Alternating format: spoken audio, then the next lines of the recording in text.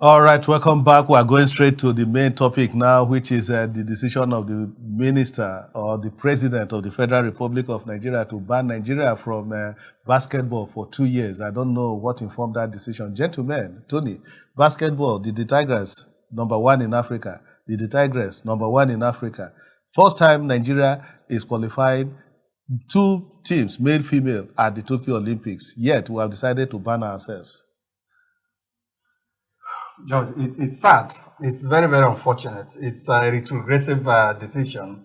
Whoever took that decision does not love Nigeria. On behalf of the president. Does not love Nigerian sports. And whoever it is, or people that stood behind it, should hide themselves in shame. George, I think that anytime Nigerian sports or Nigeria is making a forward movement, George, that's time, we always come back to motion without movement.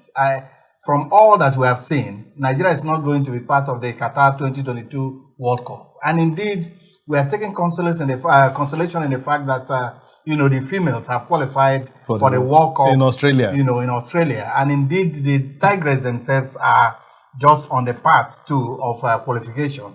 And at a time, too, that Nigerian basketball, had conquered Africa and even conquered some part of United States, the powerful heavyweights in basketball. Somebody is coming to set us back.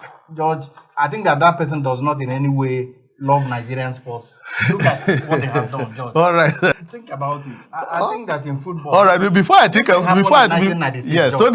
about it, my producer is telling me now that we are getting in touch with Babs Ogwadi, the first vice president of Nigerian Basketball Federation. Or do I say former vice president? The way things are going. Okay, Babs is online now. Let's get to talk to him via Zoom. Hello, good afternoon, Babs Ogwadi. How are you doing? I'm very well, thank you. I'm very, very well. Okay, how did you receive the development where the sports ministry said the president of the country have decided to withdraw Nigeria from basketball activities at the international level for 2 years? It's very disheartening, but again, you have asked a very right question, but you're asking a very wrong question. The minister has made the pronouncement. So the minister is the one to answer those questions. The minister is the one that knows the reason why he has banned basketball for 2 years. He has his reason. So I can't answer for him. He's the lawyer, eminently qualified to answer those questions himself. But for me, I think it has set back the Nigerian basketball program by another 10 years. And I say this with all sense of purpose and duty. I mean, don't forget that the only sport, at least, I qualify that has made Nigeria proud, that has put Nigeria on a sure footing and a very good pedestal in the last couple of years internationally, is basketball. I can't begin to reel out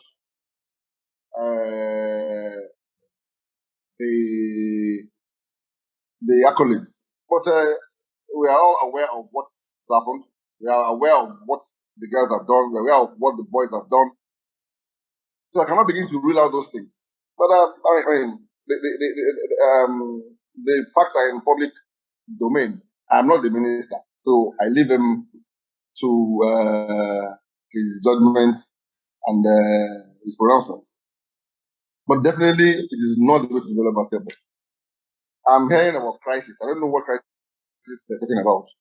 There's a substantive board that the minister himself approved the elections.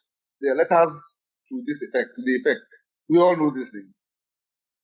So which crisis are they talking about? They should tell us the crisis.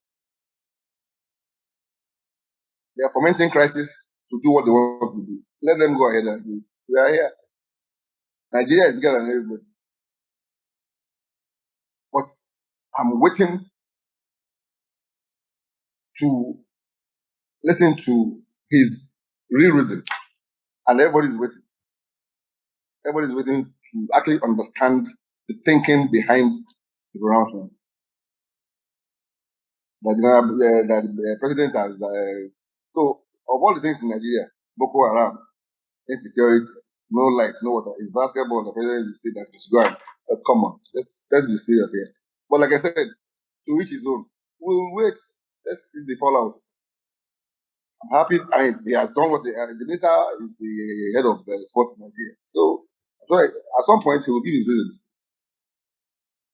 But for me, as Bab Ngumade, as a basketball adherent, banning basketball in Nigeria, I say you want to put together a committee. A committee for what? Which committee? When there is a substantive board elected and approved by FIBA.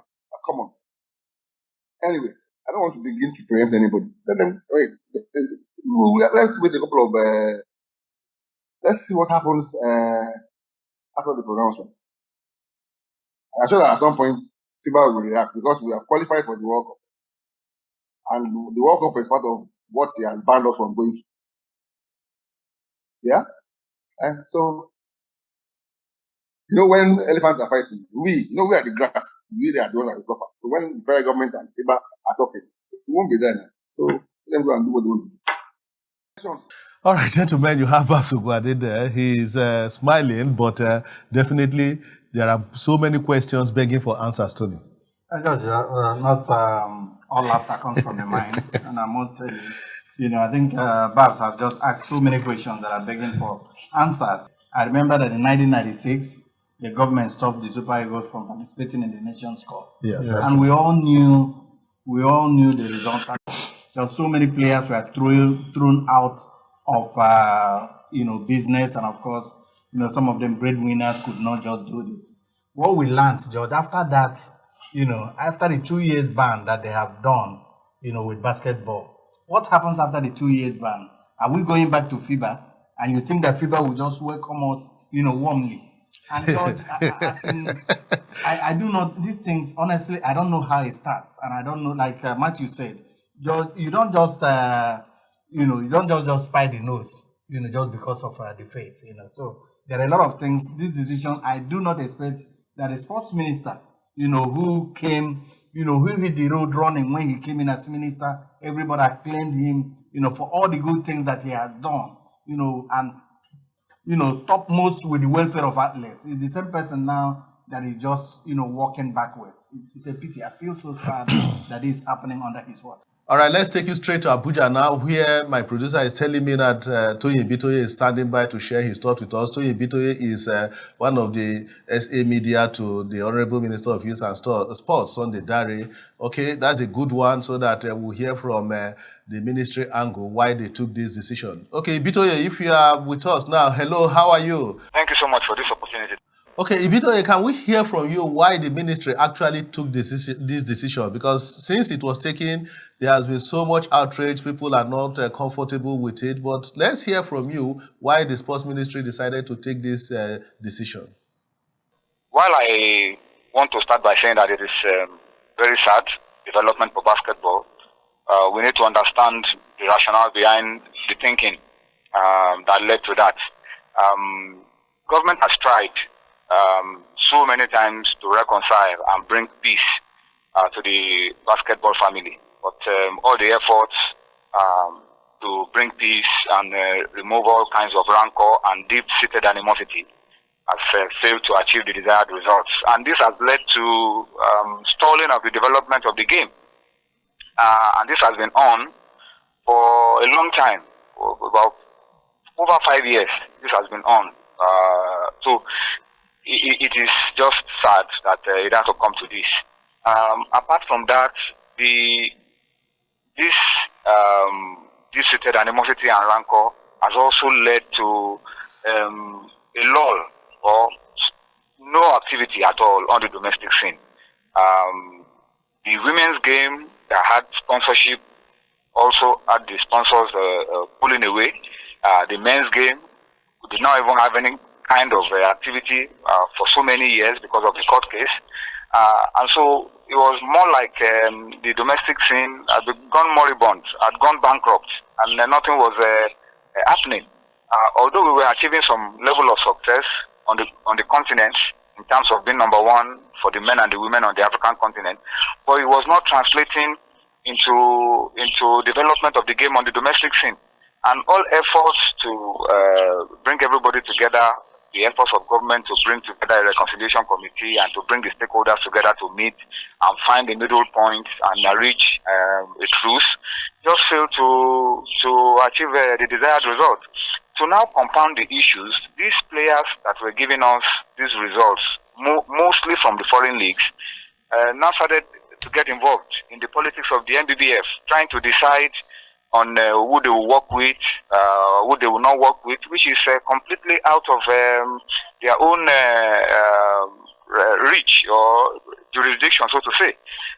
And so it became very complicated when they started to write letters and to sign these letters that they were not going to represent Nigeria anymore.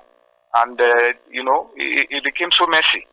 And after the efforts of government to ensure that all these things are resolved and it failed to achieve the desired result, government had no other choice than to take this drastic decision, as some people see it, because really desperate situations call for desperate measures. And we hope that reason will prevail now that they have seen that everybody is going to be the loser at the end of the day, including the players themselves.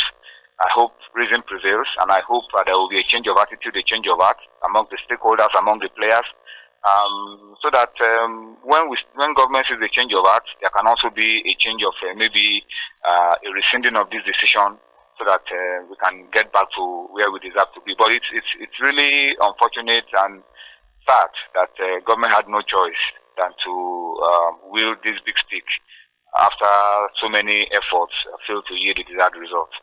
All right, thank you, Bitoye, for sharing your thoughts with us today on Sportsville. We really appreciate this. Matthew, you had Bitoye there.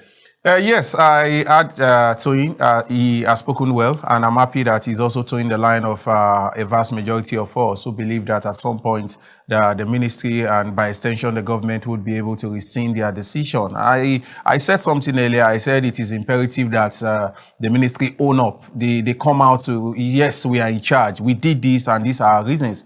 And one of those, I think, Toyin Bitoye has been able to highlight. What we are preaching at this point in time is absolute sanity as far as basketball is concerned in Nigeria, because banning ourselves for 2 years absolutely won't take us anywhere. All right, banning ourselves for 2 years may amount to throwing away the child with the bathwater. Well, let's put our fingers crossed and see how things pan out in the days ahead. Let's take another break. When we come back, we'll continue with Sportsville, and I hope you're enjoying the show.